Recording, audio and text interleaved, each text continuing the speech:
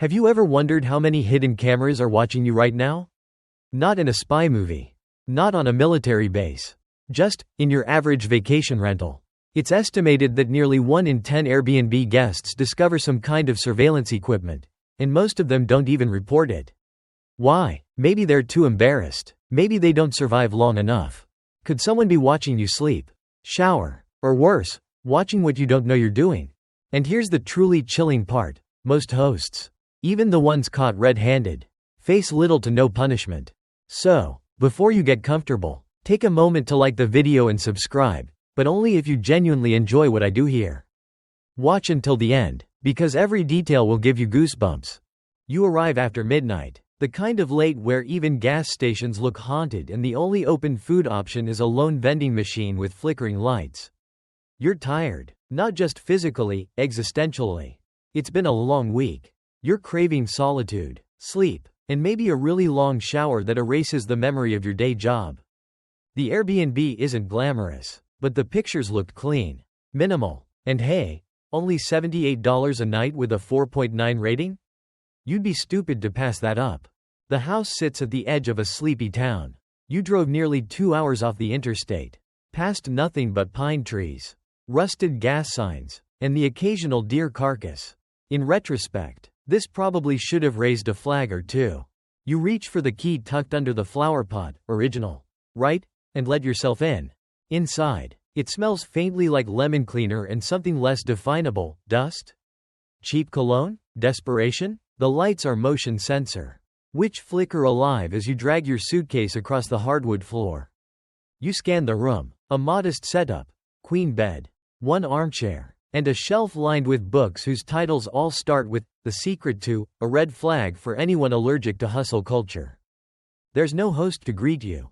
Just a laminated welcome card on the nightstand with Wi-Fi info and a smiley face drawn in Sharpie. You try to ignore how the face has no pupils. You shrug off your hoodie, set your bag down, and flop on the bed. The mattress is way too firm, like sleeping on an unresolved childhood trauma. You glance up. There it is. That feeling. Not the good kind. Not the, this room has good energy, kind. No, this is the I'm not alone in here kind. The kind that whispers under your skin, prickling the hairs on your arm and making your spine do that slow ancestral shiver, because maybe, just maybe, someone's watching. Of course, you laugh it off. You just drove for hours. You're sleep deprived. Your dinner was a granola bar. And let's be real, you've watched way too many true crime podcasts lately. You're imagining things. Still, you scan the room again. Eyes narrowed, heart beginning to add a little percussion to the scene. Nothing obvious. No creepy dolls. No broken mirrors. No blood stains in weird shapes. But the mirror opposite the bed looks wrong. You stand and check behind it. Just drywall. No hidden hinges. No gotcha moment. So you do the sensible thing. You turn the lights off. Lay down. And pretend everything's fine. Except it's not. Because as your eyes adjust to the dark, you notice something across the room, a tiny, blinking red dot. Barely there. Above the closet. Hidden behind the wooden trim like it's not supposed to be noticed. You squint. Maybe it's just a smoke detector. Or a night light. Or an optical illusion brought on by sheer exhaustion. But it blinks again. Not randomly. Rhythmically. You sit up. Now very much awake. The bed groans under you. You pull your phone from the charger and flip on the flashlight. You walk across the room. The light reveals nothing at first, just the top of the closet frame. Dust-laced and harmless. Then you shift your angle slightly. There, tucked neatly into a groove in the wood is a small, black device, the size of a coin. The red light is gone now, like it knows you're watching. You gently tug it free. It doesn't come out easily. The device is sticky taped into the crevice. And there's a tiny lens peeking out from the edge. It's a camera. Compact, wireless, and very, very real. Your heart decides it's auditioning for a rave. This isn't paranoia anymore. This is discovery. Tangible. Horrifying. Suddenly, the 4.9-star rating doesn't matter. You examine the device closer. It has no brand. No markings. Just a lens, a blinking light, and a chill that runs through your bones like bad electricity. And just like that, your fun little weekend trip has turned into an episode of Dateline. You try to reason with yourself. Maybe it's security. Maybe the host forgot to mention it. Maybe it's not even on. Maybe it's been there for months and never used. But deep down, you know, it's live, and someone saw you walk in. Someone is watching right now. You look around the room again. Slower this time. That feeling? It's still here. Heavier now. Like the air's been waiting to press against your chest all along. Fun fact: in the 1960s, the CIA experimented with concealing surveillance bugs inside fake dog poop. They called it the Acoustic Kitty Project. The idea was to hide microphones in animals and have them spy on conversations. Unsurprisingly, it didn't go well. Historians still argue whether the idea was pure Cold War brilliance or sheer madness. But unlike those outdated Cold War toys, the thing in your hand is modern, sleek, and clearly very functional. You drop it onto the dresser, unsure what to do next. You could call the police, but it's late, and you're 2 hours from anywhere normal. And who's to say they won't assume you're the weirdo? So you take a deep breath and decide to keep looking. You need to know how deep this rabbit hole goes. Because something tells you that red light was just the beginning. The room feels colder now, though you're not sure if it's just your nerves. The curtains are half drawn. The lighting low and kind of theatrical, like someone's been trying to create a mood. You walk around the space again. Slower this time. The decor is a little too coordinated. Like it's been designed for a catalog. Every pillow perfectly plumped. Every picture frame tilted just so. You open a drawer and find 3 coasters wrapped in plastic. Who wraps coasters? Then your eyes fall on the smoke detector. It's not blinking. You squint. The lens, it's too glossy. Too focused. You're 80% sure that's a camera. You pull over a chair.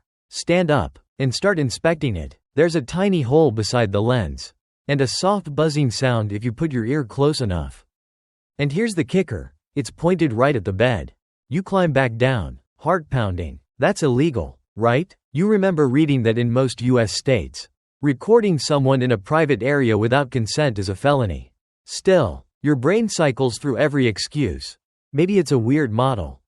Maybe you're paranoid, but your gut? It's doing somersaults. You've always known Airbnb had risks. You've read stories online, Reddit threads with hundreds of comments, warnings to check mirrors, unplug clocks, sweep the room with your phone's flashlight. You thought those people were just anxious types with too much caffeine in their system. But now you're one of them. The bathroom's next. You stand in the doorway, scanning, mirror, tiles, towels folded like swans, but something doesn't sit right. There's a little digital clock on the shelf near the toilet, strange place for a clock. You pick it up, too heavy. You shake it lightly and hear something rattle. You pull out your phone. Google, camera clock detection. Apparently, there's an app. You download it. You wave the phone slowly, watching for infrared light. Near the clock, it spikes. Right there. Another lens. Okay, so now it's 2. You sit on the bed. Which feels different now, like it's staring back. You're shaking, trying to weigh your options. Call the host? Not a chance. Call Airbnb? Maybe. But what if you're wrong? What if they say you're making it up? What if the host's somehow watching you even now? You think back to something a friend told you once. If your skin is crawling, listen to it. That's evolution trying to save you. Fair, and possibly Neolithic. Historians still argue whether our primal fear responses are more nature or nurture. But in this moment, you don't care. You just want to get out. Then you hear a sound. A soft, almost imperceptible click. You freeze. It came from the wardrobe. There's no reason for a wardrobe door to make that sound. You haven't touched it. You slowly stand, walk over, one hand on the handle. You yank it open. Nothing. Just clothes on hangers. All in your size. Wait, what? You flick through the items. A gray hoodie. Jeans. A navy t-shirt. You didn't bring these. The tags are gone. And they're eerily familiar. You spot a brand of deodorant on the shelf that you use. That's when the second wave of horror hits. Whoever was here knew you'd be here. Knew your size. Your preferences. You wonder how far in advance this was planned. This isn't just voyeurism. This feels like something worse. Like they've studied you. You decide to pack. You're not even folding stuff. Just shoving it into your duffel. You don't even care about the charger anymore. You're leaving. Then your phone lights up with a text. From an unknown number. Why are you leaving early? You stare at the screen. Your throat goes dry. You don't respond. It pings again. You haven't even tried the wine yet. You never told anyone about the complimentary wine on the counter. That's it. You grab your keys, your bag, everything, fling open the door. You're halfway down the hallway when you stop. There's a mirror on the wall opposite the room. It's cracked, only slightly, but the crack is in the shape of a smile. You know it's probably coincidence, but it rattles you more than it should. You bolt. As you drive, hands gripping the wheel, you realize you didn't see any neighbors, no other guests. You think back, no cars in the lot, no front desk, just a code in your email, a lockbox, and now you're fleeing into the night, like you've just escaped something you don't fully understand. And you didn't even check under the bed. You drive for 20 minutes without music, without a podcast, just the hum of tires on asphalt and your heartbeat pounding like a snare drum in your ears. Your phone buzzes once more, but you don't dare look at it. You can't, not yet. When you finally pull over, it's in a brightly lit gas station with cameras on every corner. The harsh fluorescent lights overhead are oddly comforting. Civilization. Witnesses. You sit there in the car, engine still running, trying to make sense of what just happened. You finally check your phone. 3 new messages. You left the closet open. Did you find the camera in the toothbrush holder? Next time, don't ignore the house rules. You hadn't noticed any house rules. No binder, no note on the counter. You open the Airbnb app. Your reservation's gone, no trace. It's like the listing was never there. Your hands start to shake. You call Airbnb support. You get a pleasant voice. Thank you for calling Airbnb. How can I assist you today? You explain, fast and jumbled, about the cameras, the clothes, the text messages. You expect disbelief, but the agent's voice doesn't change. Can you confirm the address of the property? You give it. I'm sorry, she says, after a pause that lasts a second too long. We don't have any listings associated with that address.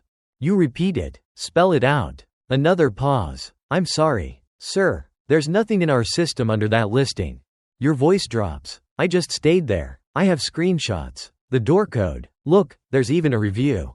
I'll send it. I understand your concern, she says, with the soft neutrality of someone who's read too many horror stories. But it's possible that listing was removed. Do you still have access to the messages with the host? You check. They're gone. The app now reads, "This user is no longer available." You feel like vomiting. I think you should call the police, she says gently, like she's said it before. Too many times. You hang up. You don't call the police. Not yet. What are you even going to say? That you ran from a house that now doesn't exist? That someone knew your size, your habits, your brand of deodorant? That the smoke detector was watching you sleep? You scroll through your camera roll. There it is. One blurry picture you took earlier by accident while testing the flashlight. A frame of the room. You zoom in on the smoke detector. You can see the lens. But in the mirror behind it, there's something else. A face. Not yours. Not visible in the room at the time. Just standing in the far corner. Half in shadow. Watching. Your stomach drops. You blink. Look again. It's still there. A pale face with no expression. Just eyes. And then, without warning, the image deletes itself. You didn't touch anything. You didn't swipe. It's gone. Your phone freezes, glitches, restarts. And when it powers back on, your gallery is empty. All your photos, all your videos, all gone. Like you were never there. Like you never existed. Like you were never meant to leave. You don't sleep that night. You sit in your locked car at a 24-hour diner. The smell of burnt coffee and stale grease doing nothing to ground you. Every time someone walks past the window, you flinch. Every buzz of your phone makes your pulse spike. But nothing new comes. No more texts. No calls. Just silence. The next morning, with the first light of dawn, you drive back. You shouldn't, but you have to. You need to prove to yourself the house is real. That you're not losing your mind. But when you get there, it's gone. Not just the listing. The entire building. You stop the car on the side of the road. Heart jackhammering. You double-check the map. The coordinates. Your GPS history. This is the address. You know it is. But instead of the cozy suburban house you remember, there's an empty lot. Just weeds and broken bricks and yellow tape cordoning off the space. Like something was demolished. Recently. You get out of the car. Walk to the edge of the lot. There's a faint smell of burnt wood and earth. You spot a charred sign sticking out of the dirt. Barely legible. Condemned. Unsafe structure demolished. May 2019. That's impossible. You were just there. You slept there. You spin around, trying to find a neighbor. Anyone who might confirm what you saw. Across the street, a mailman walks his route. You jog over, breathless. Hey, sorry. Do you remember the house that was here? He looks at you like you asked about a ghost. You mean the old Daniel's place? You nod, not knowing what else to say. He scratches his head. That house burned down 6 years ago. Some kinda electrical fire. Total loss. No one's lived there since. Your mouth opens, then closes. You okay? He asks. You just back away, nodding. You drive away. You try to forget, but you can't. Not when you find the toothbrush in your bag. The one from the bathroom. The one that wasn't yours. You never packed it, and as you hold it in your hand, you realize it's not a toothbrush at all. It's a camera, and it's still on. You bring the camera to the police. They run it through their system. It's encrypted, obscure, not something off the shelf. They say they'll investigate. They take your statement, your phone. They ask a lot of questions. You try to follow up. But days pass, then weeks. Nothing. No callbacks, no updates. And then one day, your phone buzzes. An anonymous email. No sender, no subject. Just one message. We see you liked our house. Don't worry, we'll find you another one. Attached is a video. It's security footage. From a camera looking down on your bed. From last night. You're asleep in it, but something is standing over you. Something tall, still, not quite human. You never saw it when you woke up. You stare at the screen. Heart plummeting into your gut. Then the video ends. Black screen. A final message fades in. You should have never left.